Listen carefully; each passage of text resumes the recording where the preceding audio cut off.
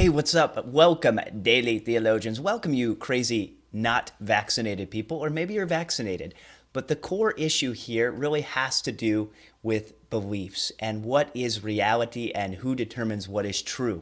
Because when you boil all of this issue down, Bruce Springsteen is now front and center and being called by some as a segregationist. He's not allowing people that have not been vaccinated into his play on Broadway. Check this out. Here's a little bit of background from the event.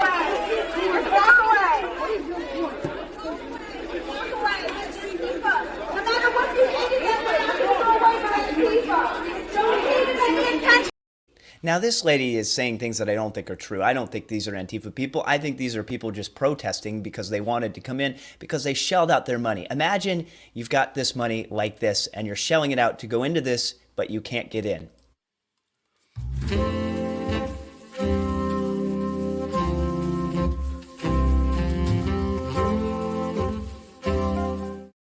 And you show up only to be told, well, you haven't been vaccinated. But they did make exceptions for those under 16, some with disabilities, things of that nature. But the core issue here becomes, if this spreads, you have two nations. Now, arguably, you already do have two nations, one that believes God created and there are certain indelible rights and there are certain unchanging laws of morality, and there's a right view of justice and substitution and penalty of law.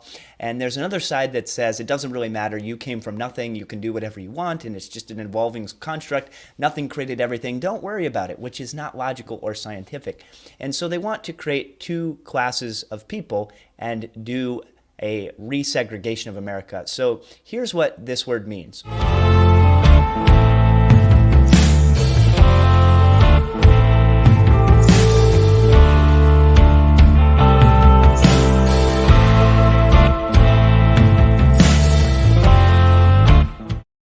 Now, because all people are sinful, we all naturally have tendencies that are evil. But to take a country and say vaccinated, unvaccinated, if this spreads, it's going to cause huge issues for people in terms of where they can fly, where they can go, where they can shop. And you're going to have a split of the country between people that don't wear masks and people that don't have to prove vaccination credentials, especially because in this scenario, this is not like other vaccines that have been tested, vetted. This one actually changes the RNA of the person, and there are serious concerns as to whether or not this is going to be helpful in the future in many categories. It's just unknown. And so to force people to take it when the survival rate is something north of 98%, 99% for this virus is an overreach that we've never seen before.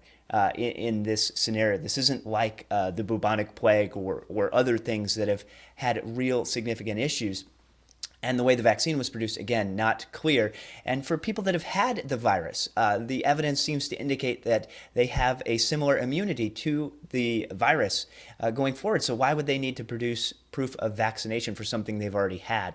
These are questions that I have because I've had COVID. Why would I get vaccinated? Like, I cannot think of a good reason. And people that do it, often it's virtue signaling. This is the new Pharisaicalism. This is the new Phariseeism. This is, look at me, I'm so self-righteous, and I'm part of the solution. Well, you're probably not, because you're causing division and you're actually segregating people over something that is more than just a vaccine. It's really about freedom.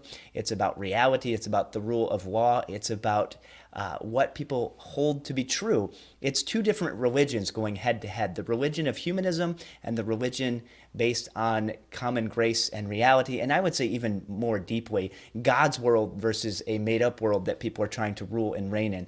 So here's the article. Demonstrators held up signs saying Bruce Springsteen is for segregation. We demand equal rights. Vaccine mandates violate bodily autonomy. My body, my choice. Now, that actually in this scenario does apply, where in abortion, it is not your body. It is someone else's body. So therefore, it is not your choice. And it is therefore murder. It is always wrong to kill a baby. In this scenario, though, it is your body and it is your vaccine that they're basically forcing on you. And so vaccine passports, initially people were like, well, what's the big deal with the masks? It's not going to have an issue or any way to enforce this. Well, that is not true. You can see how this is spreading and you can see where this could go. You could have two different businesses. One hamburger place allows you to come in unvaccinated, the other doesn't. And when people apply this to the public schools and other issues where we have to have vaccines and things like that, this is not the same type of scenario. This is very different, and this is very politicized. And the evidence is not there, the science is not there to indicate that this is necessary for people to be safe. And whatever safe means, we live in a fallen world. People die, get diseases, people are in car accidents. Drinking and driving is much more deadly for most people than some of the things that are being purported here with this virus. And it's really an attempt to reset the country and reset rights, reset fundamental what it is to be human, and to pull people apart so that they can restructure the political system to get things that they want, like free stuff, like rights, like power. And it's really not about equality, it's about superiority. And that's what Phariseeism always does. It elevates one based on their own virtues and puts them above others. But the gospel breaks us down. It says, blessed are those that repent, blessed are those that are poor. Repent and believe the gospel. And our ultimate example of this is Jesus Christ, who is humble. He came meek and lowly, humbled himself to the point of death, even death on a cross. And he did not consider the shame of the cross, but instead endured it to redeem his people. Jesus is fully God, fully man, lived a perfect sinless life, bore the wrath and hell of God that you deserve, died, was buried, and is risen and reigning. And for that, we offer grace to others. As Christians, we are the peacemakers, and we have the message of reconciliation. The problem is the culture currently has a message of division. And the reason that I'm against this message of segregation and division is because it's going to continue to cause more problems. Even a video like this just continues to put more gasoline on the fire, but I do this because the remedy is the gospel.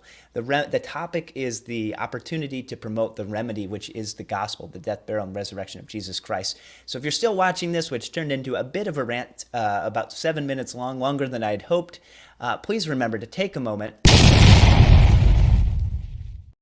and hammer that like button, like the 95 Theses. Leave a comment below. Keep it respectful. Remember that if you have a different worldview, I understand where you're coming from. But at the same time, you have no basis for morality, reality, truth, objective things like the value of life. And only the biblical worldview makes sense of those things. Whether you believe that or not, you're still operating in God's world. Thanks for watching, and God bless.